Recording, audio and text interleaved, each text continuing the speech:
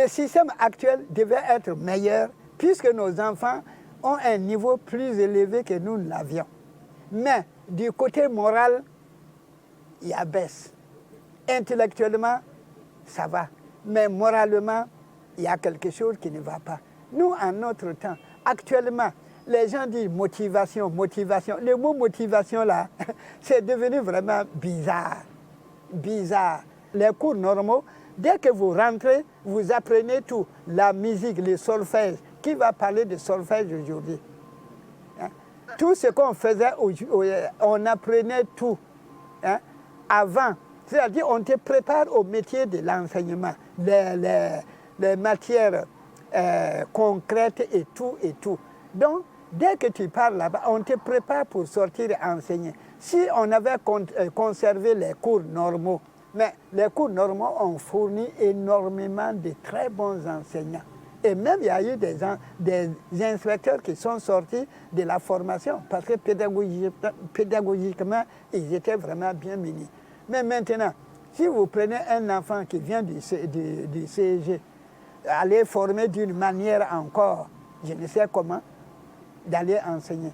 Enseigner un enfant, transmettre ton savoir dans le cerveau de quelqu'un, ce n'est pas quelque chose de facile. Hein? Il faut que toi-même, tu saches comment faire. Hein? Il faut que tu saches. Donc, quand on a supprimé, alors vraiment, ça n'a pas marché. Et j'avais voulu qu'on mette les cours normaux dans tout pour former réellement des jeunes qui auront l'ami. Quand nous étions au cours normal, il y en a qui ont quitté en 5e ou 4e, c'était eux nos préfets. C'était eux nos préfets. Vous voyez? Hein? Alors donc, pédagogiquement, on était bien formés, mais au point de vue pécuniaire, là, aïe, tu vas aller rencontrer quelqu'un qui a été renvoyé du cours normal et c'est lui qui est ton préfet. Vous voyez les choses, comment c'était.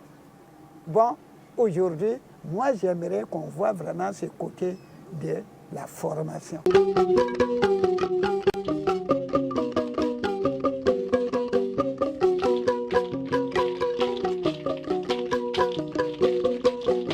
Ce que les gens décrivent aujourd'hui, non, et on ne peut pas. Quand nous avons quitté jusqu'au-dessus, combien de réformes il y a eu? Combien de réformes? Combien de réformes? On ne peut pas ne pas réformer. La vie est une continuité et il faut refaire les choses selon le temps. Si aujourd'hui, quand j'entends vraiment ces choses-là, ça m'écoeure. Parce qu'on dirait que ce ne sont pas sur les êtres humains que nous travaillons. Mais aujourd'hui, qu'est-ce que nous avons? Pourquoi nous piétinons dans notre développement? C'est à cause des gens. Hein? À cause. Nous, on ne savait pas, beaucoup de gens, moi, personnellement, la politique ne m'intéressait pas dans ces temps-là. Pas du tout. Mais aujourd'hui, quand j'entends, on parle de réforme, les gens se révoltent et font du mal. Mais ce n'est pas normal. Ce n'est pas normal. Pour moi, c'est normal qu'il y ait des réformes. Et c'est qui réforme? Qui? Ce sont nos supérieurs, des gens qui se réunissent, des gens qui sont soucieux de l'enseignement. Ce n'est pas n'importe qui. Bon, dis des gens qui sont soucieux de l'enseignement se réunissent et veulent faire quelque chose. Pourquoi? Nous qui sommes en dessous, prenons même le cas de Chefferie là, que ce soit dans le Boamou ou dans le Mossi. Il n'y a pas de gens qui gouvernent. Il y a des gens qui gouvernent. Si maintenant, un sujet est toujours, mais si c'est vraiment la voie normale, qu'est-ce qu'il faut faire? Qu'est-ce qu'il faut faire? Dans le temps, j'ai dit que j'ai passé devant le conseil de discipline. Aujourd'hui, est-ce qu'il y a beaucoup de conseils de discipline? Parce que dans les groupes de profession, il y avait le conseil de discipline. Quand tu agis mal, ce sont des gens même qui te mettent sur le chemin. On peut te faire baisser d'un échelon, on peut te blâmer. Il y avait des sanctions. C'est normal. Aujourd'hui, là, vous voyez, on récompense les meilleurs enseignants. Je suis entièrement pour. On ne peut même pas récompenser un enseignant. Ce n'est pas possible. Parce qu'il se vide physiquement, intellectuellement et moralement pour la progéniture. Mais, et on laisse maintenant ceux qui ne foutent rien. quand il y a félicitations, il y a chose, il y a sanction. Donc je vois, on félicite, on récompense ceux qui travaillent et ceux qui ne foutent rien. Qu'est-ce qu'on fait pour eux? Qu'est-ce qu'on fait d'eux? Qu'est-ce qu'on fait d'eux? Lui aussi, il devait subir quelque chose.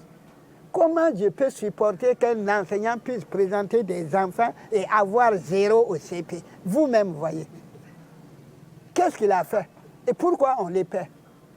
Tu as de l'argent toute l'année et tu vas présenter ce qui va montrer que tu travailles les enfants au 0. Vous voyez? Donc, on récompense ceux qui travaillent bien, je suis d'accord. Mais ne laissez pas aussi ceux qui ne foutent rien là. Il faut les sanctionner. Et c'est ça qui va faire que l'enseignement va avancer. Et si on fait ça, les gens vont crier, ils vont crier. Mais non, c'est normal.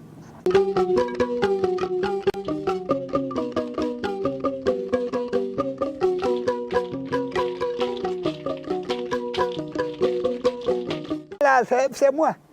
Beaucoup d'enfants, quand ils me saluent, il y en a qui, nous étions des camarades, ils disent alors à 4. Pourquoi à 4? Moi, quand je voulais taper un enfant, je le fais attraper à 4. Je tape sur les fesses. Je tape sur les fesses. Parce que là, au moins, la chair, à 4. Bon, oui, il y a un même qui est venu me dire sur mon mec, alors à 4, j'ai dit très bien, mon enfant. Depuis, non, depuis Rigui, quoi, là, c'est comme ça, même à Dédougou ici. Et j'ai vu l'inspecteur Pio, l'un des derniers inspecteurs à quitter le Burkina Faso. Il se nommait Pio, il était à Bobo. Dans notre classe en 54, Pio est entré. Il a vu un de mes voisins là, qui copiait, il s'est mis à la porte de la classe. Quand il a vu que l'enfant copiait, il est venu le taper copieusement devant nous. L'inspecteur, je suis témoin oculaire. Et aujourd'hui, des gens parlent que quoi. Il y a des enfants, quand ils grondent, hop, ils sont réglés. Il y a des enfants, même ton simple regard, ça les met sur la route. Mais certains, tant qu'on ne les touche pas, ce n'est pas la peine. Il ne fout rien, alors qu'il est intelligent. Comment faire? Comment faire?